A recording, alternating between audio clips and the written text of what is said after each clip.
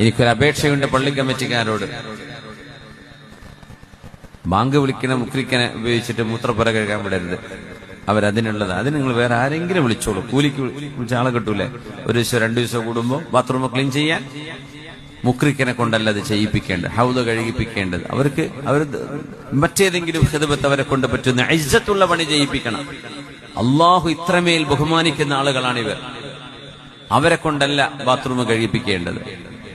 ഇന്നു മുതൽ ആ പരിപാടി നിർത്തണം എന്നാ ഞാൻ പറയാം. കാരണം മുഅദ്ദിനിന് വലിയൊരു ഹുർമത്തുണ്ട്, വലിയ പവറുണ്ട് അള്ളാഹുവിന്റെ അടുത്ത്. ഇത്രമേൽ ശ്രേഷ്ഠതയുള്ള ആളുകളാണവർ. വാങ്ക് വിളിക്കാന്ന് പറഞ്ഞ വലിയൊരു ഇബാദത്താണ്. 12 കൊല്ലം വാങ്ക് വിളിച്ച മുക്രിമാർക്കൊക്കെ അവാർഡ് കൊടുക്കണം. 12 വർഷം മുഅദ്ദിന് പണിയെടുത്തു നിങ്ങളുടെ പള്ളിയിൽ. അത് 20-30 കൊല്ലാകാൻ നിൽക്കരുത്. മുക്രിപ്പണി ചെയ്ത ആളുകൾക്ക്, വാങ്ക് വിളിക്കുന്ന ആളുകൾക്ക് കൃത്യമായൊരു കണക്ക് പുണ്യ നബി പറഞ്ഞ് 12 വർഷമാണ്.